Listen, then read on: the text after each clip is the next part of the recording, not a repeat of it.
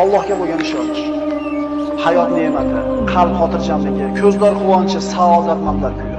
Ey xotirjamlik va farovon hayotni istagan banda, Allohga bo'lgan ishonching qani? Ey pokiza juftni istagan yigit, Allohga bo'lgan ishonching qani?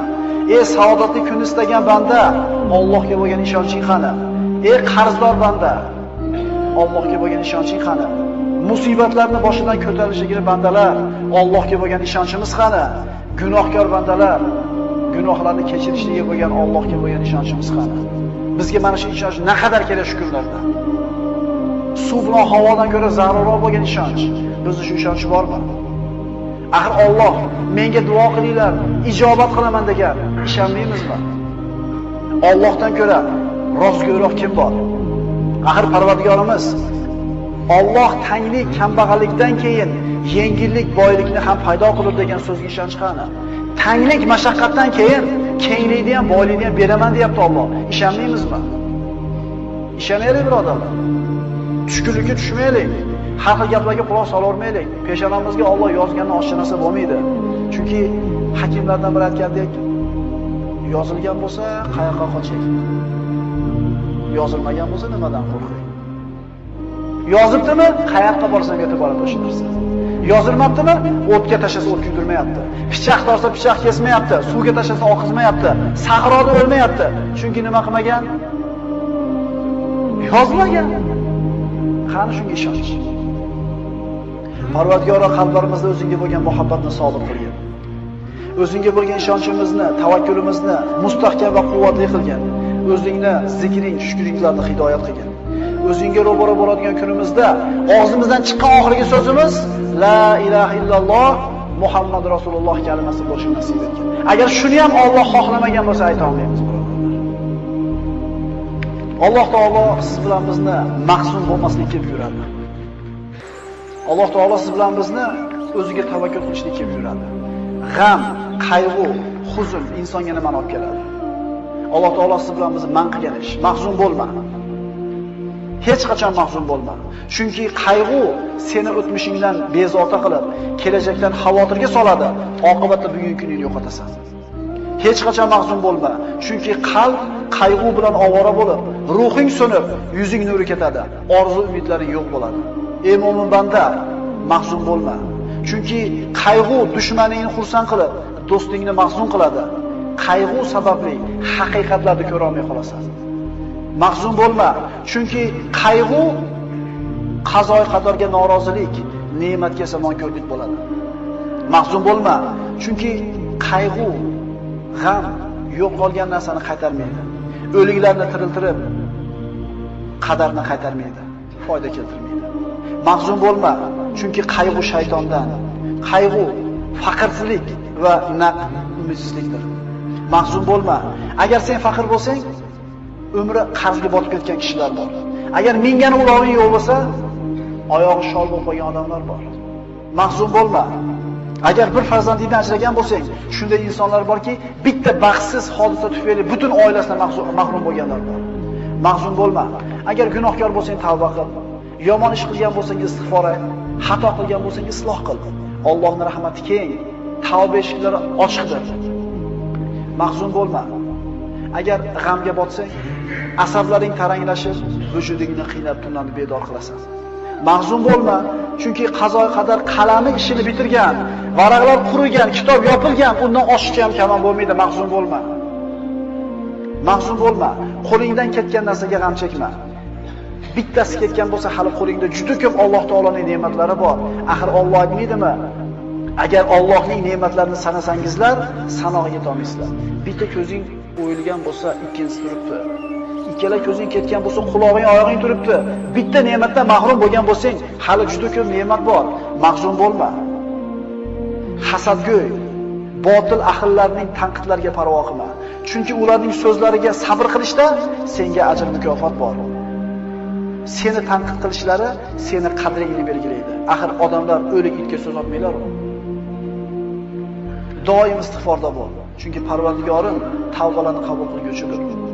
Alloh aytadi istig'for etgan bandalarga: Parvardigoringiz Allohdan mag'firat so'ranglar. Albatta u o'ta mag'firatli bo'lgan zotdir.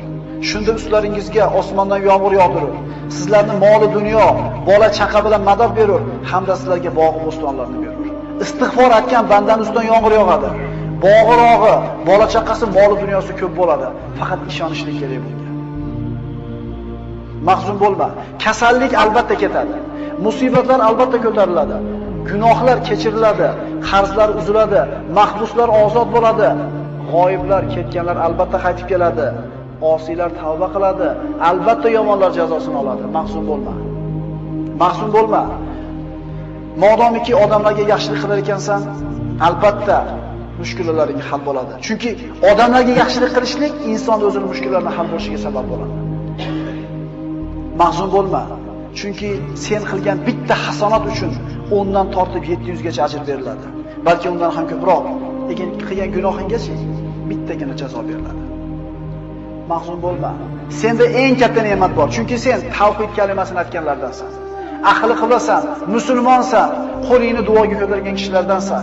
Sen mahzun bo'lma. Mahzun bo'lma, chunki sen hayotning yengil og'ir, issiq sovuq, faqir boy holatida ham foyda ustasan. Rasul aytgan-ku, mo'min ishi ajablanadi. Qanaqa kun kelmasin uni foydasiga. Yaxshi kun yetsa Allohga shukr qiladi, savob oladi. Mashaqqatli kun kelsa sabr qiladi, yana savob oladi. Bu faqat kimga berilgan? Mahzun bo'lmaydi musulmon odam. Mahzun bo'lma. Axir senda Qur'on bor, zikr, duo bor. Axir senda namoz, amri ma'ruf, sadaqa, boshqa savobli amallar bor. Boshqalarda yo'q bu narsa. Kim xohlardi dunyoda iymoningni berasan, dunyodagi hamma xohlagan narsani beraman desa, qaysi mo'min xohladi shu narsani? Odamlarga zulm qilayotgan, haqlarini yeyotgan, tuhmat qilayotgan, bo'xton qilayotganlar ham o'ladi. Zulm ko'rgan, sabr qilgan, savob umid qilgan kishilar ham o'ladi. Lekin Alloh taoloning huzuriga borganda kim yutuqda bo'ladi? Dunyo hayoti vaqtincha. Ad-dunya sa'a fajal xato degan Rasululloh. Dunyo 1 soatlik umr bor yo'q. Ana shu 1 soatni ibodatga aylantiringlar degan Rasululloh. Kim o'lmaydi? Kim o'lmaydi?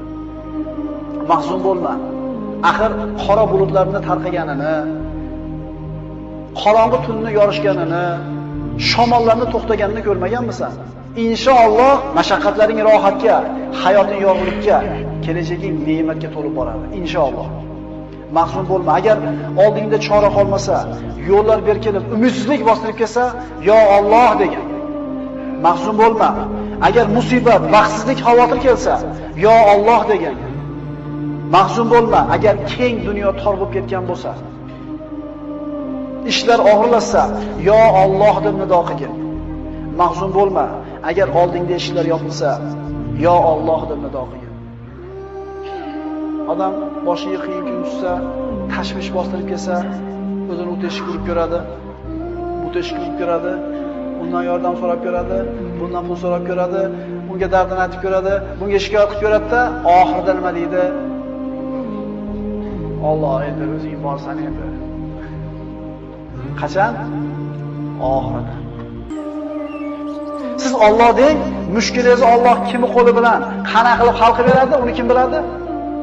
Chunki unga saharlarda hojatlarni so'rab qo'llar cho'ziladi. Qalblar uning marhamatidan umid qiladi. Uning ismini aytib, ko'ngillar taskin topadi, ruhlar orom oladi, asablar tinchlanadi. Uning ismini qalbingdan aytgin. Ishonib unga duo iltijo qilgin. Uning rahmatidan umid qil. U duolaringni eshitib turganiga va albatta ijobat qilishiga ishongin. Shunda agar shunday so'rasak, nima bo'ladi? Omonlik, xotirjamlik, farovonlik, to'kin sochinlik, quvvat, izzat, yordam, lutf, inoyat, ihson keladi Alloh tomonidan. Faqat shunga loyiq bo'lishlik kerak. Ya Alloh, bedor ko'zlarga xotirjamlik uyqusini, omonlikni bergin. Istirobga tushgan qalblarga taskin va halovat bergin. Ularga yengillik va yaqin fathini bergin. Ya Alloh, ko'zlarni o'z nuringga hidoyat qilgin. Adashganlarni to'g'ri yo'lingga boshlagin. Parvardigoro, bizlardan g'am qayg'ularni ketkizgin. Ya Alloh, agar unutgan yoki xato qilgan bo'lsak, bizni azobiga giriftor aylama. Parvardigoro, bizlarning zimmamizga bizlardan ilgari o'tganlarning bo'yinlariga qo'ygan yukingni yuklama. Bizlardan tashvish iztiroblarni ketkizgin. Xavf va xatardan yolg'iz o'zingdan panoh so'raymiz. Parvardigor, sendan boshqalarga suyanib qolishdan, boshqalardan umid qilib qolishlikdan panoh so'raymiz. Sen bizning hojamizsan. Yengil kunimizda, og'ir kunimizda, tashvishli xotirjam kunimizda Allohga o'ziga ishonaylik.